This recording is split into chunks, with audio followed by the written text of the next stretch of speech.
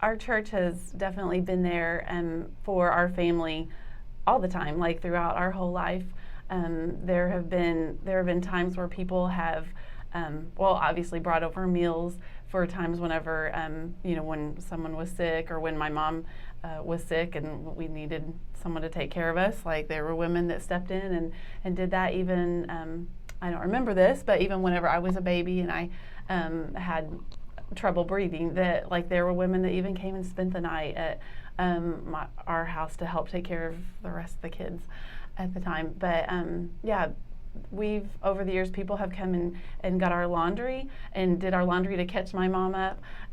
They've left random little gifts here and there. We've had people let my parents borrow their vehicles and. But as far as just my memories of the church for my lifetime, it's a lot of just the people that pitched in and helped raise us, and we needed it a lot of times. Especially, I remember when Emily and Aaron came along, the twins came along, my mom's hands were full, literally. She didn't have time to monitor or supervise us very well. So other people did. My grandma was probably the most influential. My grandma and Bob, Granny, she took care of us. She did everything for me, and I would assume for you too, as far as giving us a place to stay or go to, and unlimited snacks.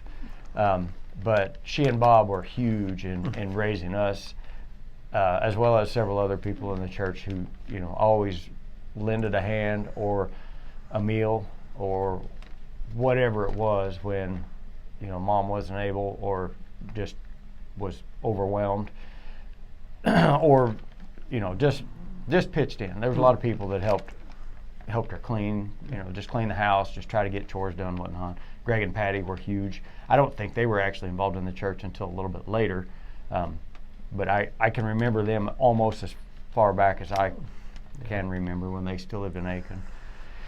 But other than that, it's just the church has been a part of our household. When I say the church, I mean the people in the church, for 48 years that I can vouch for. The church has over the years, like always, been so faithful and just so helpful and for our family, and been there with us through the good times and the bad times, through the struggles and through the good times. One of the things that probably sticks in my mind the most is, I'm going to try not to get emotional, but whenever Nathan got shot on his 18th birthday, which also happened to be Thanksgiving Day, and he was en route to Good Sam Hospital with my dad, and they were actually involved in a car wreck on the way to the hospital. And tell me there aren't angels that are watching over and protecting. But just the amount of people, I think there was between 70 and 80 people that dropped their Thanksgiving meals and came to be with our family during that time. They had every excuse not to come to the hospital and could have stayed home and finished their turkey and dressing and mashed potatoes and pumpkin pie. But so many that came to the hospital and sat there with my mom and dad while Nathan was in surgery, not knowing what the outcome was going to be or what was going to happen. And that is one thing. I think that just is kind of the epitome of this church and this church family. And even though there's a lot of people that have come and gone, I think the attitude of the church family has been the same and has been consistent through all of the years. And I'm so thankful for that. I just kind of feel like to sum it up, it's like a servant's heart.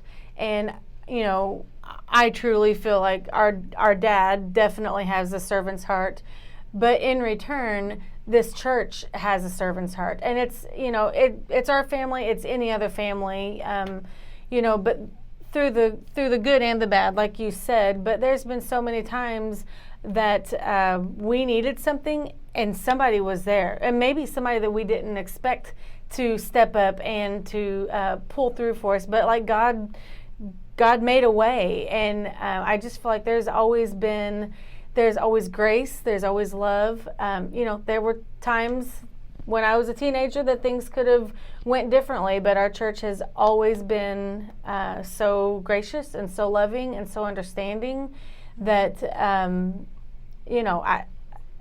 as the family, as preachers' kids, I guess, if you want to say, to see that and to see the response of the church, it's so easy to love your church, and it's so easy, to get involved at Whittington, because, like Aaron said, even though when people come and go for various reasons, and that's wonderful, we always have that open door mentality. We joke and we say we would never knew who would need to come spend the night at our house for a couple weeks, whether it's a teenager going through rough times or a divorce situation or somebody that came here from a different country and needed to live here. We definitely have our door open, but I also know in return, anybody in this church through the years would do the same for us, and that's just so awesome. And I couldn't imagine, our motto at Whittington is don't do life alone, and I truly could not imagine doing my life without our church family.